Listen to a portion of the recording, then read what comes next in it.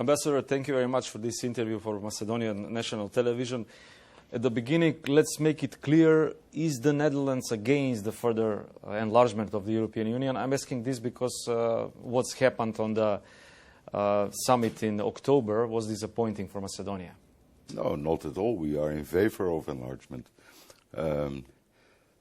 Since the collapse of the Soviet Union, we are in the business of making Europe into one family.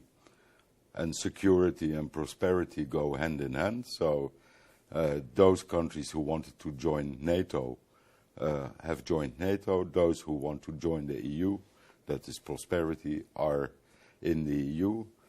We very much think North Macedonia economically and historically and culturally belongs to the European family. And the purpose is to get your country into the Union, as you have become now recently a de facto member of NATO.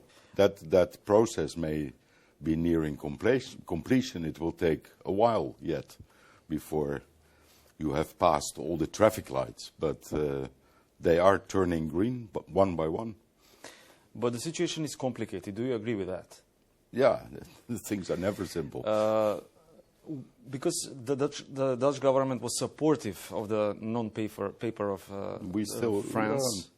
Are there ongoing discussions on the French non-paper, and do you have any reservations maybe?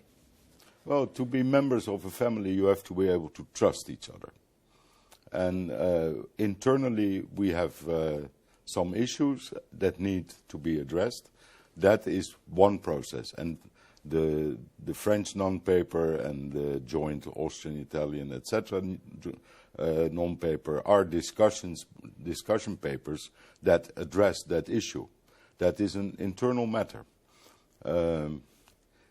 For us, who belongs to the family from outside, is a merit-based process. We look at these countries and we assess the progress they have made. And in that assessment, our opinion was, and still is, that North Macedonia has room to enter the next stage. So whatever happens to our internal procedures, that is a subject right now. And there will be a paper by the Commission by the end of January, and we are waiting for that, and we will discuss it. That is another procedure. For us, yes, that is important. We would like to have a process that is maybe more phased, more reversible, that focuses more on the rule of law and corruption. But the way we look at North Macedonia hasn't changed. Mm-hmm. Are there ongoing discussions on French non-paper? Can you share something with us? Well, the non-papers are, in fact, discussion papers. They are papers by member states, one member state in the case of France. There's another non-paper by a group of member states. We have our own opinions about that. Of course, we are discussing it with others, but we are also discussing it internally.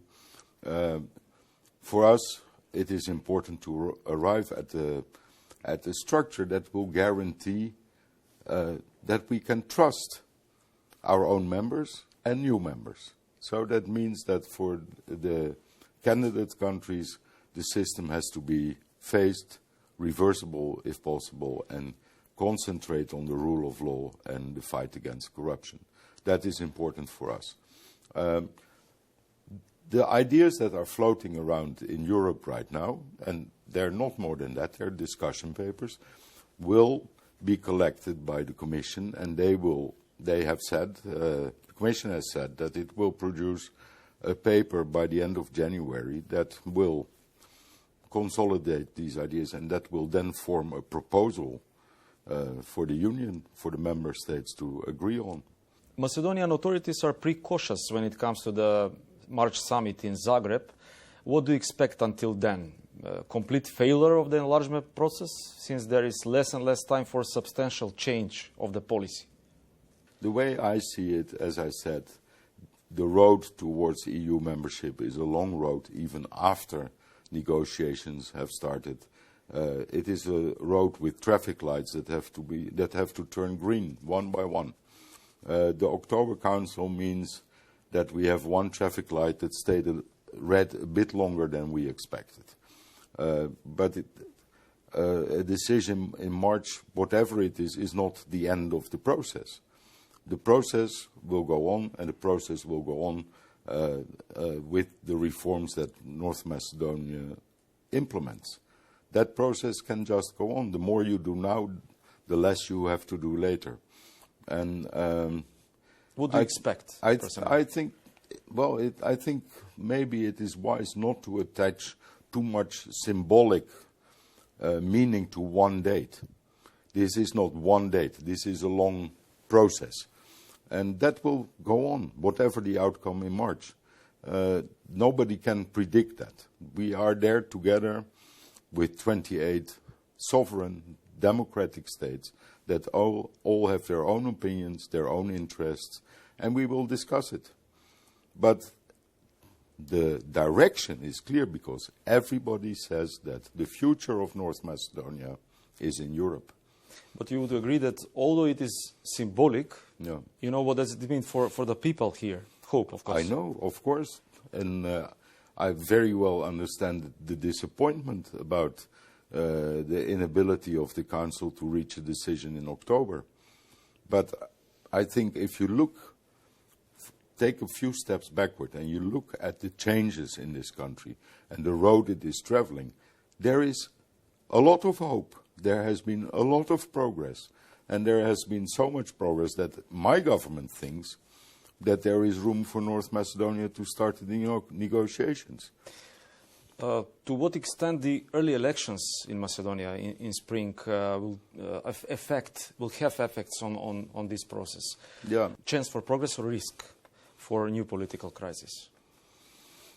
That is a very difficult question because nobody can predict the future.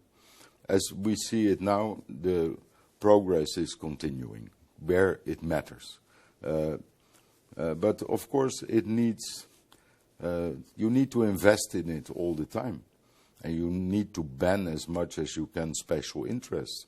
And whether the tempo of this process will be influenced by the outcome of the elections, of course, it may be influenced.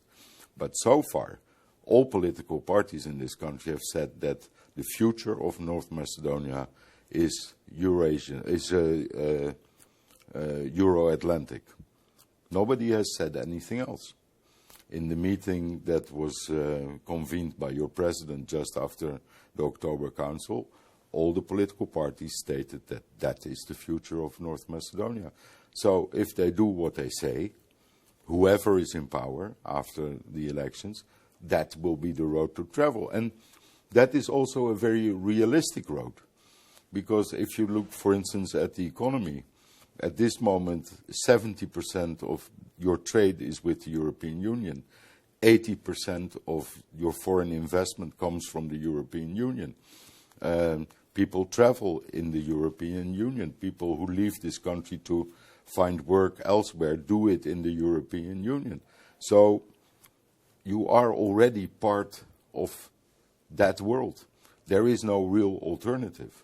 Judiciary reforms are ever since challenged for this country. Do you see any reforms from what's going on in this system? Well, I come from, until summer I was ambassador in a Central Asian country. I'm very happy to be back in a working democracy with a free press and working institutions.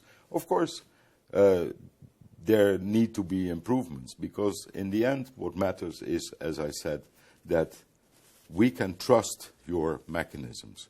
But what is even more important is that your own people can trust the institutes and the mechanisms. A lot has been done. There are a whole lot of new laws on the courts, on the Judicial Council, on administrative disputes, on free legal aid. In my language, we have a saying that says paper is patient. What we need to see is that all these laws are working in practice, that they are being implemented. This is, of course, a slow process. It will cost a lot of work and money and Of course, there still need to be more changes. For instance, in the appointments, the Judicial Council, there have been new appointments, but there is still a vacancy. In the Prosecutors' Council, there are vacancies. These need to be filled. These institutes need to be properly funded. They need to find the people, not only the judges and prosecutors, also their administrative staff have to be adequate for the job. Ambassador, thank you very much for this interview. Yeah. Thank you. Okay.